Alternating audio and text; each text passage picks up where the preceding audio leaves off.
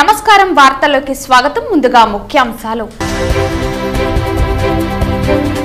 Counting ఏర్పాట్లు నిబంధనల మేరకు చేపడుతున్నాం. కౌంటింగ్ సక్రమంగా నిర్వహించి ఫలితాలు కౌంటింగ్ రోజున సాయంత్రం 4 గంటలకు పూర్తికి ఏర్పాట్లు చేపడుతున్నాం పేర్కొన్న తిరుపతి జిల్లా కలెక్టర్ మరియు జిల్లా ఎన్నికల అధికారి ప్రవీణ్ కుమార్. ఆంధ్రప్రదేశ్ రాష్ట్రంలో ఆటవిక ప్రజాస్వామ్యం కొనసాగుతోంది. తీవ్ర విమర్శలు చేసిన టీడీపీ రాష్ట్ర అధికార ప్రతినిధి వెంకటిల సురేంద్ర కుమార్.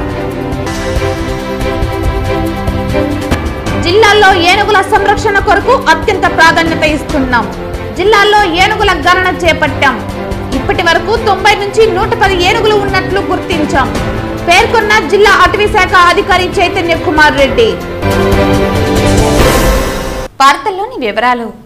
కౌంటింగ్ సన్నద్ధతపై చేపడుతున్న ఏర్పాట్లపై రాష్ట్ర సచివాలయం నుండి అన్ని జిల్లాల కలెక్టర్లతో రాష్ట్ర చీఫ్ ఎలక్టోరల్ అధికారి మరియు రాష్ట్ర ప్రధాన ఎన్నికల అధికారి ముఖేష్ కుమార్ మీనా వర్చువల్ విధానంలో సమీక్ష నిర్వహించి దిశానిర్దేశం చేయగా, తిరుపతి జిల్లా కలెక్టరేట్ నుండి కాన్ఫరెన్స్ హాల్ నుండి తిరుపతి కలెక్టర్ మరియు జిల్లా ఎన్నికల అధికారి ప్రవీణ్ కుమార్ సంబంధిత అధికారులతో కలిసి హాజరై మాట్లాడుతూ తిరుపతి జిల్లా ఎన్నికల కౌంటింగ్ సజావుగా జరిగేలా నిబంధనల మేరకు అన్ని చర్యలు తీసుకుంటున్నామని తెలిపారు. గురువారం ఉదయం స్థానిక కలెక్టరేట్ వీడియో కాన్ఫరెన్స్ హాల్ నందు సీఈఓ వీసీ నందు కలెక్టర్ హాజరై మాట్లాడుతూ కౌంటింగ్ సూపర్వైజర్లు, కౌంటింగ్ సహాయకులు, మైక్రో అబ్జర్వర్లకు విధుల కేటాయింపు కొరకు ఫస్ట్ ర్యాండమైజేషన్ ఈ నెల 26న, రెండవ ర్యాండమైజేషన్ జూన్ 3వ తారీఖున అబ్జర్వర్ సమక్షంలో చేపట్టడం జరుగుతుందని తెలిపారు. 22 మే బుధవారం నాడు కౌంటింగ్ విధులకు హాజరయ్యే సిబ్బందికి మొదటి దశ శిక్షణ కార్యక్రమం నిర్వహించామని తెలిపారు.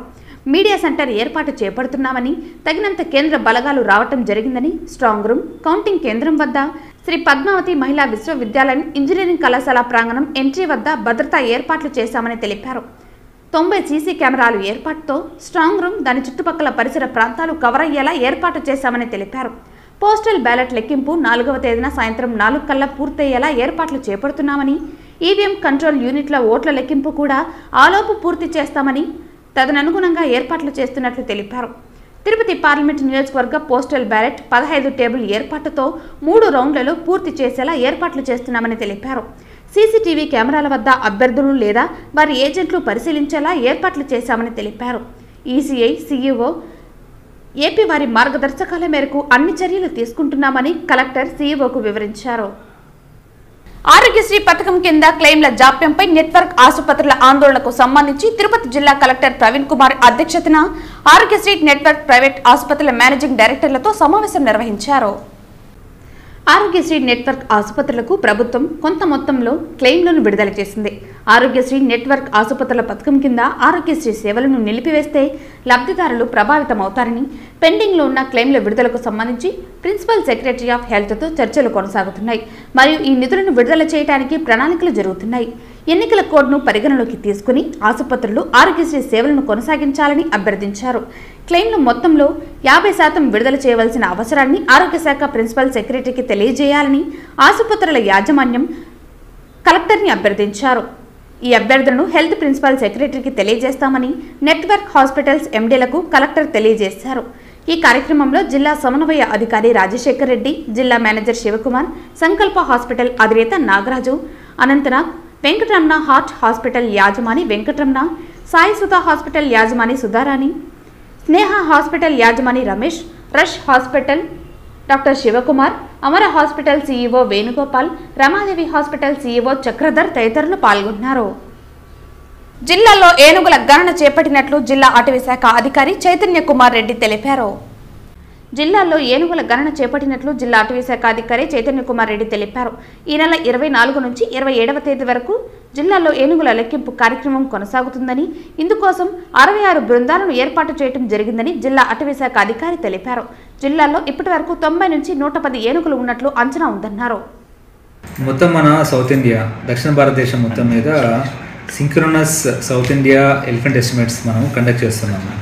23వ తేదీ నుంచి 27వ తేదీ వరకు ఇది 3 రోజుల ఎక్సర్సైజ్ చేస్తున్నామండి. ఇందులో భాగంగానే ఆంధ్రప్రదేశ్ కూడా one of the state along with Karnataka, Kerala and Tamil Nadu. మన రాష్ట్రంలో వచ్చేసేసి చిత్తూరు జిల్లా నోడల్ ఆఫీసర్గా, నోడల్ డిస్ట్రిక్ట్గా ఉంది ఈ ఎక్సర్సైజ్ అంతటికి కూడా. చిత్తూరు జిల్లా, తిరుపతి, అన్నమయ్య, పార్వతీపురం మన్యం నార్త్ కోస్టల్ ఆంధ్రాలో, తర్వాత విజయనగరం. ఈ 5 డిస్ట్రిక్ట్స్లో కూడా మనము ఈ సింక్రోనస్ ఎలిఫెంట్ ఎస్టిమేట్ చేస్తున్నాం, గజగణన చేస్తూ ఉన్నాము. ఇందులో భాగంగానే ఈరోజు మొదటి రోజు బ్లాక్ కౌంటింగ్ ఒక బ్లాక్స్గా డివైడ్ చేసుకుని డిస్ట్రిక్ట్స్ని ఒక 15 కిలోమీటర్ నడక ఇందులో ఉంటుందండి. అందులో డైరెక్ట్ సెట్టింగ్ ఏదైతే మన ఎలిఫెంట్స్ డైరెక్ట్ సెట్ చేయడానికి కూడా ముఖ్యంగా చేస్తాం. దాని ఏజ్ ప్రొఫైలింగ్, జెండర్ ప్రొఫైలింగ్ చేస్తాం. సెకండ్ డే వచ్చేసేసి ట్రాన్సాక్ట్ నడక ఉంటుంది. ఇందులో భాగంగానే 2 కిలోమీటర్స్ నడక జరిగి అందులో ఇండైరెక్ట్ సైటింగ్ అంటే డంగ్ పైల్స్ కానీ, లేదంటే పగ్మార్క్స్ కానీ, లేకపోతే ఇంకేమైనా ఆనవాళ్ళు, ఎలిఫెంట్ పోయిన ఆనవాళ్ళు అవన్నీ ఉన్నాయంటే అవన్నీ మనం కలెక్ట్ చేస్తాం. మూడో రోజు వచ్చేసేసి వాటర్ హోల్ సర్వే ఉంటుంది.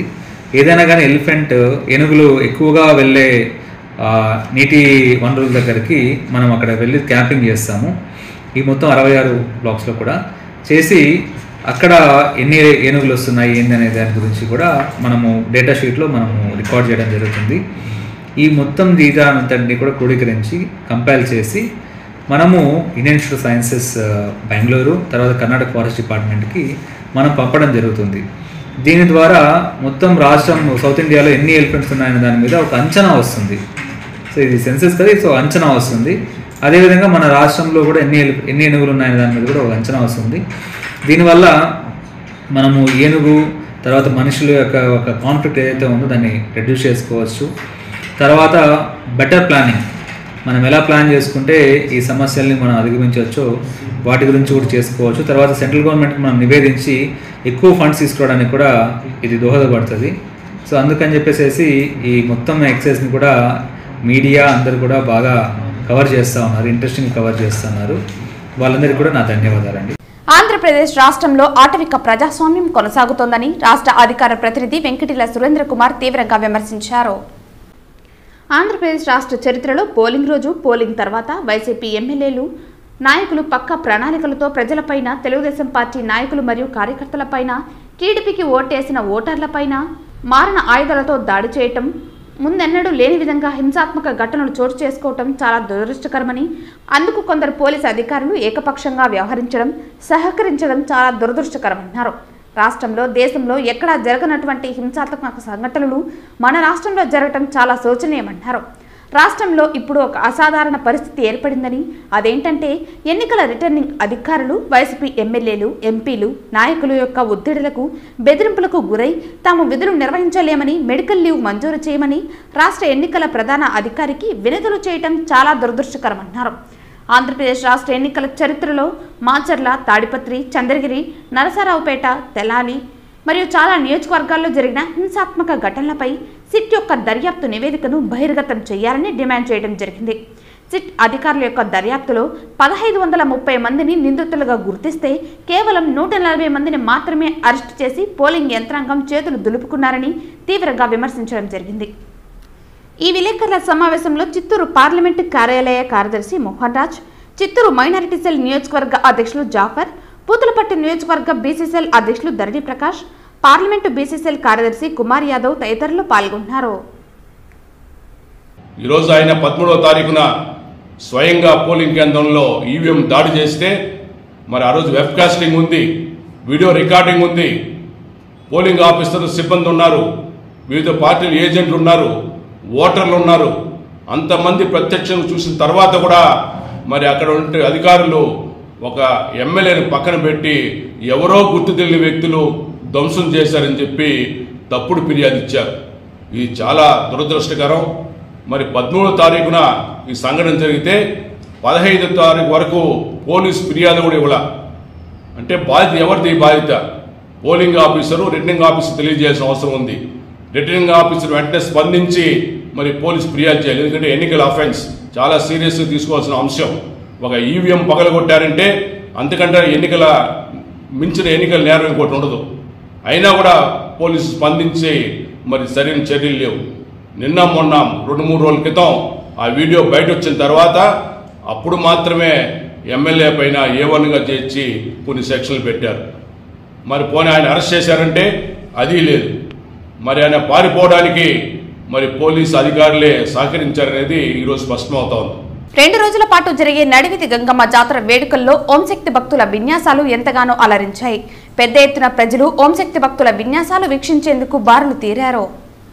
చిత్తూరు నగరంలో నడివిది గంగమ్మ జాతర ముగింపు కార్యక్రమంలో చేపట్టే ఓంశక్తి విన్యాసాలు జాతరకు ప్రత్యేక ఆకర్షణగా నిలవడం ఆనవాయితీగా వస్తోంది. ఇందులో భాగంగానే గంగమ్మ తల్లికి మొక్కులు తీర్చుకునేందుకు భక్తులు పెద్ద ఎత్తున పాల్గొన్నారు. ఈ సందర్భంగా ఓంశక్తి భక్తుల కమిటీ రాష్ట్ర అధ్యక్షురాలు సరితా శంకర్లతో పాటు మురళి మీడియాతో మాట్లాడారు. ప్రతి ఏడాది గంగమ్మ జాతర పర్వదినాన్ని పురస్కరించుకుని రెండవ రోజున ఓంశక్తి భక్తులు పెద్ద ఎత్తున గంగమ్మ తల్లికి మొక్కులు చెల్లించుకోవడం జరుగుతోందన్నారు. ఇందులో భాగంగానే నోటికి శూలాలు గుచ్చుకోవడంతో పాటు అమ్మవారి గరికను చేతపట్టి ఓంశక్తి భక్తులు అమ్మవారి నిమజ్జనం కార్యక్రమంలో పాల్గొనడం జరిగిందన్నారు. చివరిగా అమ్మవారికి ఓంశక్తి భక్తులు పూలమాలలు వేయడంతో అమ్మవారి నిమజ్జన కార్యక్రమం పూర్తవుతుందని, ఈ ఏడాది జాతర సందర్భంగా చిత్తూరు నగరం నుంచే కాక ఇతర రాష్ట్రాల నుండి పెద్ద ఎత్తున ప్రజలు అమ్మవారిని దర్శించుకునేందుకు తరలి రావడం ఆనందంగా ఉందని పేర్కొన్నారు. ఈ కార్యక్రమంలో ఓంశక్తి భక్తులు కమిటీ సభ్యులు ఆర్ముగం, జ్యోతి నాగయ్య, మురగారెడ్డి, అధిక సంఖ్యలో ఓంశక్తి భక్తులు తదితరులు పాల్గొన్నారు. జిల్లాలో ఏనుగుల సంరక్షణ కొరకు అత్యంత ప్రాధాన్యత ఇస్తున్నట్లు చిత్తూరు జిల్లా అటవీ శాఖ అధికారి చైతన్య కుమార్ రెడ్డి తెలిపారు. గురువారం జిల్లా అటవీ శాఖ అధికారి చిత్తూరులో మీడియా ప్రతినిధులతో మాట్లాడారు. ఏనుగుల సంరక్షణ కోసం దేశంలో తొలిసారిగా చిత్తూరు జిల్లా పలమనేరు సమీపంలో 3.5 కిలోమీటర్ల దూరం అండర్ పాస్ ఏర్పాట్లు చేస్తున్నట్లు తెలిపారు. ఇందుకోసం జాతీయ ఏనుగుల సంరక్షణ కేంద్రం, జాతీయ రహదారుల సంస్థలతో చర్చలు జరిపి అండర్ పాస్ ఏర్పాటు చేయడం జరిగిందని డిఎఫ్ఓ తెలిపారు. ఎక్స్ప్రెస్ హైవే వద్ద ఏనుగులు సురక్షితంగా ఉండటానికి అండర్ పాస్ ఏర్పాట్లు చేస్తున్నట్లు వెల్లడించారు. ఈ బెంగళూరు ఎక్స్ప్రెస్ అనేది ఎకో సెన్సిటివ్ జోన్ కింద వస్తుంది. దాదాపు 45 కిలోమీటర్ల ఎకో సెన్సిటివ్ జోన్ కింద వస్తుంది. అదేవిధంగా 7 కిలోమీటర్లు మన ఫారెస్ట్లో ఆ మార్గం వెళ్ళేది ఉందన్నమాట. సో ఈ ఏనుగులకి అది ఒక కారిడార్ మార్గంగా ఉంది. ఈ నడావా ఉంది కాబట్టి ఇక్కడ దాదాపు 7 కిలోమీటర్ల మార్గంలో మనం దాదాపు 3.5 కిలోమీటర్ల ఈ అండర్ పాసెస్ మనము పెట్టడం జరిగింది డిజైన్లో. దీని ద్వారా ఏమవుతుంది అంటే ఏనుగుల మూమెంట్కి, ఏనుగుల యొక్క మార్గానికి ఎలాంటి ఆటంకం లేకుండా అది ఫ్రీగా అటు ఇటు వెళ్ళే ఆస్కారం ఉంటుంది. కాబట్టి దీనివల్ల ఏమవుతుంది అంటే కాన్ఫ్లిక్ట్ అనేది ఒక ఏరియాకి పరిమితం కాకుండా ఏనుగులలో వెళ్ళిపోతున్నాయి కాబట్టి ఆ స్ప్రెడ్ అయిపోయి దాని హ్యాబిటేషన్ కూడా ఫ్రాగ్మెంట్ కాకుండా ఉంటుందని చెప్పేసి మేము దానికి చాలా గట్టిగా ప్రయత్నించాము. సో ముఖ్యంగా చెప్పాలి అంటే పెంచ్ నేషనల్ పార్క్ మధ్యప్రదేశ్లో ఏదైతే ఉందో అక్కడ దాదాపు లాంగెస్ట్ 36 కిలోమీటర్స్ హైవేలో వాళ్ళు అక్కడక్కడ కూడా 500 మీటర్లు 400 మీటర్లు ఈ అండర్ పాస్ ఇవ్వడం జరిగింది. కానీ మన పలమనేరులో దేశంలోనే లాంగెస్ట్ ఒక స్ట్రెచ్ అయితే 1.5 కిలోమీటర్ ఒకటే స్ట్రెచ్ అండర్ పాస్ ఉంది. That is the longest under pass in the country. So ఇవన్నీ కూడా మేము ఎన్హెచ్ఏ వాళ్ళతో డిస్కస్ చేసి నేషనల్ బోర్డ్ ఫర్ వైల్డ్ లైఫ్ని కూడా ఒప్పించి ఇవన్నీ కూడా పెట్టడం జరిగింది. దీని ద్వారా ఇంకా 20-30 సంవత్సరాలు ఈ ఏనుగుల ప్రాబ్లం కొంతవరకు తగ్గించే ఆస్కారం ఉందని చెప్పేసి అటవీ శాఖ భావిస్తాం. పలమనేరు నుంచి మొగలి ఘాట్ వరకు, మొగలి విలేజ్ దగ్గర వరకు 7 కిలోమీటర్ల స్ట్రెచ్ పోతుందండి. అందులో 3.5 కిలోమీటర్లు అండర్ పాస్ ఉంది. తిరుచనూరు పద్మావతి అమ్మవారి వసంతోత్సవాలలో భాగంగా రెండవ రోజు గురువారం ఉదయం స్వర్ణ రథంపై ఆసీనులై భక్తులను కటాక్షించారు. ఆలయంలో ఉదయం వైదిక కార్యక్రమాల అనంతరం పద్మావతి అమ్మవారి ఉత్సవమూర్తిని అర్చకులు స్వర్ణరథంపై ఆసీనురాలని చేశారు. మహిళలు పెద్ద సంఖ్యలో పాల్గొని తన్మయత్వంతో 4 మాడవీధుల్లో రథాన్ని లాగారు.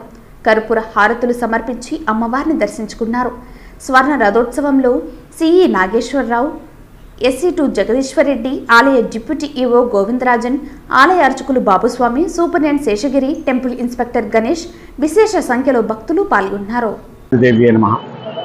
శ్రీ పద్మావతి వారి వార్షిక వసంతోత్సవంలో రంగరంగ వైభవంగా ప్రారంభమై రెండో రోజు చేరింది. ఈరోజు ఉదయమే అమ్మవారి సుప్రభాత సేవతో మేల్కొల్పి తదుపరి అర్చనాది కార్యక్రమం నిర్వర్తించి అమ్మవారికి విశేషమైనటువంటి అలంకారం రత్న మణిమాణిక్య కిరీటములతో అమ్మవారిని వేయించేపు చేసి స్వర్ణరథమును వేయించేపు చేయుచున్నది. ఈ స్వర్ణరథమును ఈ పౌర్ణమి రోజు చూసే పునర్జన్మ లేకుండా కోరిన కోరికలు నెరవేర్చుతూ అమ్మవారి అనుగ్రహం పొందును. కావున భక్తులందరూ కూడా ఈ యొక్క స్వర్ణరథములో అమ్మవారిని చూసి తరించి అమ్మవారి యొక్క కృపకు పాత్రులు కండి. ఓం శ్రీ పద్మావతి దేవి నమః.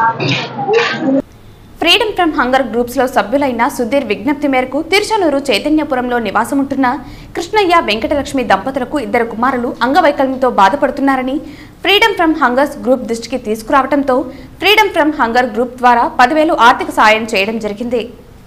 ఫ్రీడమ్ ఫ్రమ్ హంగర్ గ్రూప్లో సభ్యులైన సుధీర్ విజ్ఞప్తి మేరకు తిరుచానూరు చైతన్యపురంలో నివాసం ఉంటున్న కృష్ణయ్య వెంకటలక్ష్మి దంపతులకి 2 కుమారులు అంగవైకల్యంతో బాధపడుతున్నారని మన దృష్టికి రావడంతో వారికి మన వంతు సాయంగా గ్రూప్ ఫ్రీడమ్ ఫ్రమ్ హంగర్ ద్వారా 10,000 ఆర్థిక సాయం చేయడం జరిగింది.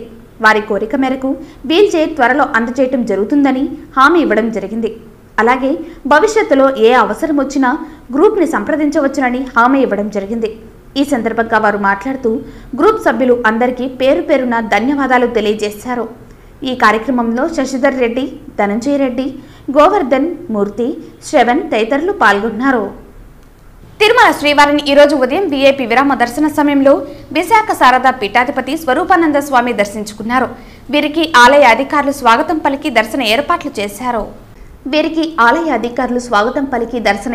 చేశారు. దర్శన అనంతరం రంగనాయకుల మండపంలో వేద పండితులు వేద ఆశీర్వచనం అందించగా టీటీడీ అధికారులు తీర్థ ప్రసాదాలు అందించారు. ఆలయం వెలుపల స్వామి మాట్లాడుతూ తరిగొండ వెంగమాంబ జయంతి ఉత్సవాలకు వచ్చానని, తరిగొండ వెంగమాంబ సంకీర్తనలు వెలికి తీయటానికి విశాఖ శారదా పీఠం సహకరించిందని తెలిపారు. కరుణాకర్ రెడ్డి చైర్మన్గా ఉన్నప్పుడు ఈ సంకీర్తనలు వెలికి తీసి పాటించాలని కోరామన్నారు. ఈ సంవత్సరం అందరికీ బాగుండాలని, రాష్ట్రం అభివృద్ధి చెందాలని స్వామివారిని కోరుకున్నామని స్వరూపానంద స్వామి తెలిపారు. ఈ సంవత్సరం జరిగే తడిగొండ వెంగమాంబ కార్యక్రమానికి నేను వచ్చి ఉన్నాము. ఆ కార్యక్రమంలో పాల్గొన్నాము. ఆ తడిగొండ వెంగమాంబ అమ్మవారి యొక్క కీర్తనలు బయటికి తీయడానికి పూర్తి సహకరించింది విశాఖ శ్రీ శారదా పీఠం. ఆ రోజుల్లో కరుణాకర్ రెడ్డి, భూమన్న వీళ్ళు ఉన్నప్పుడు దానిని వెలికి తీసి ఆ కీర్తనలు ఎన్నో పాడించి ప్రతి సంవత్సరం ఈ కార్యక్రమం పెట్టించాలని ఆ రోజులో నిర్ణయం అయింది. అనూచానంగా ఇంతవరకు జరుగుతుంది.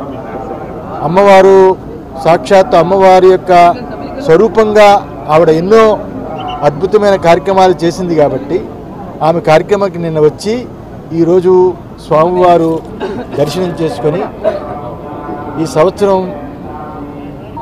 చాలా అద్భుతాలు జరగాలి, ఈ సంవత్సరం అంతా బాగుండాలి, ఈ సంవత్సరం నుంచి ఇంకా ముందు రాష్ట్రం ఇంకా గొప్పగా ఉండాలని మనస్ఫూర్తిగా కోరుతూ భగవంతుని.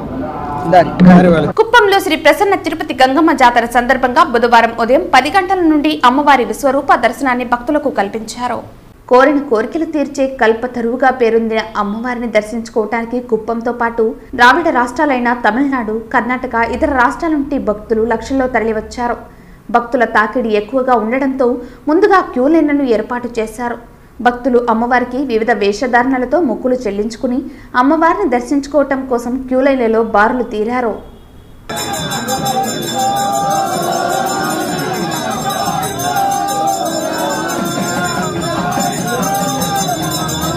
కుప్పం మున్సిపల్ పరిధిలోని హెచ్పి రోడ్డులో ఐస్ క్రీం దుకాణం నడుపుకుంటున్న మణికంఠ అనే వ్యక్తిపై కత్తితో యువకులు బెదిరింపులకు పాల్పడిన ఘటన బుధవారం అర్ధరాత్రి జరిగింది.